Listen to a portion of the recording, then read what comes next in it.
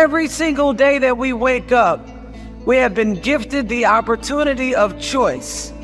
You can choose to be happy or you can choose to be sad. I don't care what your situation is. You should never allow your situation to define who you are as a person. The outside is the physical manifestation of what goes on inside the brain. Things do not just happen. No one just rear-ends your car. You don't just become broke. Broke is a mindset. Things don't just happen. Your pocketbook is not just below balance or on zero. You're not just overweight, just by chance you're just overweight. Things don't just happen. Your words can trip you. What you say can cause you to stumble. It can keep you from your potential. You're not snared by what you think. Negative thoughts come to us all. When you speak them out, you give them life. That's when they become a reality. When you say, I'll never get back in shape, it becomes more difficult. You just made it harder. When you say, I never get any good breaks, that stops the favor that was ordained for you. If you say, I'm not that talented, I don't have a good personality, that is setting the limits for your life. That is calling in mediocrity. So the recognition that negative thinking and unhappy states actually do nothing to change anything. If anything, they make it worse.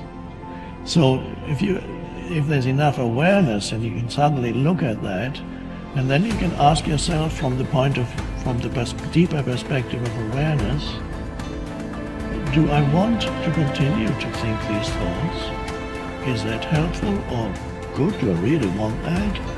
Ask yourself, what is my limiting step?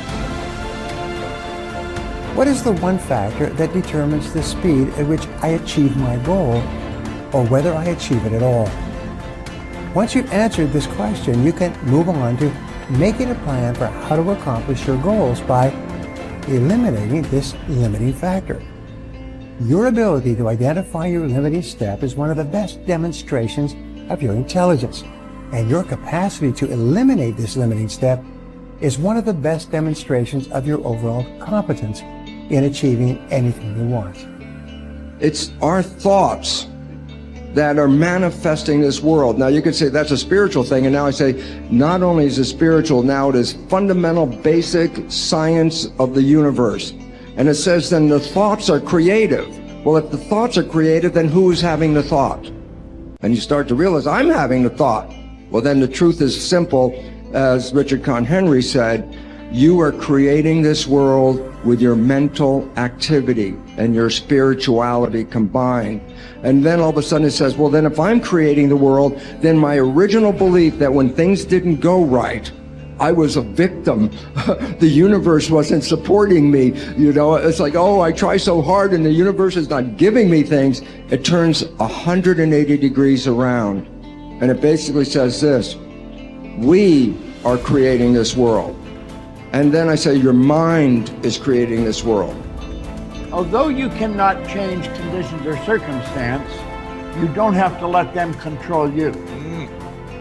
We can't control what's going on outside, but we can control what's going on inside. You know? And unfortunately, I don't think many of us have been raised to really understand that. And it's a lack of understanding that's causing all our problems. We are the only creature on the planet that's totally disoriented in our environment. All the little squirrels, the birds, all the animals are completely at home in their environment. They blend in. You and I are totally disoriented in our environment. We've been given the mental faculties to create our own environment. However, we go right through school and we've never learned that. We have higher faculties, and the average person has no knowledge of how to operate with them, how to develop them. We have perception, the will, reason, imagination, memory, and intuition. Now, those mental faculties, they're not just words, they're actually mental faculties that we can use to take control over our world and to create the environment that we want. But unfortunately, we grow up, we don't know that. We've been raised to live through by what we see, hear, smell, taste, and touch. Our physical senses. And we've been raised to be controlled by what's going on outside. As little kids, will you listen to what I'm telling you? Will you look at this? And so it's all outside. We get our report card, and that tells us what kind of student we are. But it really tells us where our mind was at for a few minutes 3 weeks ago. Got nothing to do with who we are. So I think we're raised in ignorance, actually. There's a very small percentage of the population that have a reasonably clear understanding of who they are and what they're capable of doing. But the ones that do are in the minority. People think that the purpose of memory is to remember the past. And that's not the purpose of memory. The purpose of memory is to extract out from the past lessons to structure the future. And that's the purpose of personal memory. And so you're done with a memory when you've extracted out the information that you can use to guide yourself properly in the future. So if you have a traumatic memory, for example, that's really obsessing you, if you analyze that memory to the point where you figured out how you put yourself at risk and you can determine how you might avoid that in the future, then the emotion associated with that goes away. So memory has a very pragmatic function. And cultural memory is the same thing, is that we need to extract out stories from our past that structure our future. And we need that because, well, first of all, if you don't have a purpose, let's say, it isn't that your life becomes neutral in a meaningless sense. It's that your life becomes characterized by unbearable suffering, because the baseline condition of life is something like unbearable suffering. And what you have to set against that is a noble and worthwhile purpose. And hopefully your determination of that purpose is buttressed to some degree by the wisdom of the past, because you can't conjure something like that up on your own. And if you provide people with nobility of purpose, then they can tolerate the suffering of existence without becoming entirely corrupted by it. And cultures that don't do that, it isn't even so much that they die, it's that cultures that don't do that are dead. They're done. They don't have a story anymore. They don't have a call to adventure. And then everyone suffers stupidly as a consequence. It's a very bad thing. So Churchill made the same observation that many of the great psychologists and philosophers made in the early part of the 20th century. It's like, bring the story forward and propagate it and make it the most noble possible story. And then you motivate people to transcend themselves, which they need to do. So yes, he's exactly right in his diagnosis. In order for us to become abundant, we have to overcome the old personality. And that's 95% of who we are, right? Yes. So then, the side effect of the beginning of this process is a lot of discomfort. It is a lot of discomfort because you're stepping outside the known into the unknown, and now you can't predict. It's scary. No, it's you'd rather hold on to your lack. The pain, the and suffering. Rather tell the story of that. At least it makes you feel something that's familiar. Mm-hmm. When you step outside and you're saying, I'm not going to complain about money any longer. I'm not going to complain about I don't have any. I'm not going to judge other people who do. I'm not going to say I can. I'm not worthy. It's never going to work. All those things got to go. I'm not going to feel lack. I'm not going to feel unworthy. I'm not going to feel separation. I'm not going to feel resentment. These are the things that are keeping my reality the same. Now it's no longer about abundance, about who you become. Mm-hmm. The most successful people are long-term thinkers. They look into the future as far as they can to determine the kind of people they want to become and the goals they want to achieve.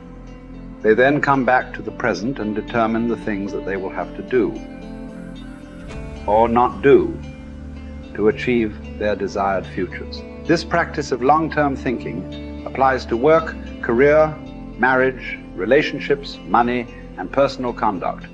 Successful people make sure that everything they do in the short term is consistent with where they want to end up in the long term.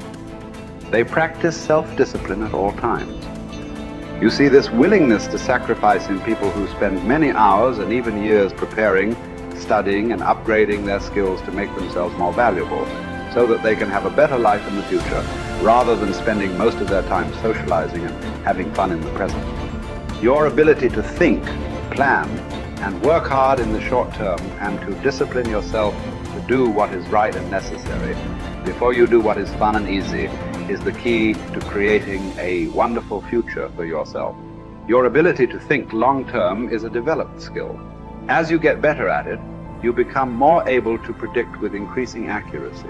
what is likely to happen to you in the future as the result of your actions in the present. This is a quality of the superior thinker. The common denominator of success was that successful people make a habit of doing the things that unsuccessful people don't like to do. And what were these things? It turned out that the things that successful people don't like to do are the same things that failures don't like to do either. But successful people do them anyway because they know that this is the price they have to pay if they want to enjoy greater success and rewards in the future. Successful people are more concerned with pleasing results, whereas failures were more concerned about pleasing method. Successful, happy people were more concerned with the positive, long-term consequences of their behaviors, whereas unsuccessful people were more concerned with personal enjoyment and immediate gratification. The top people were those who were more concerned with activities that were goal-achieving, whereas average people were more concerned with activities that were tension-relieving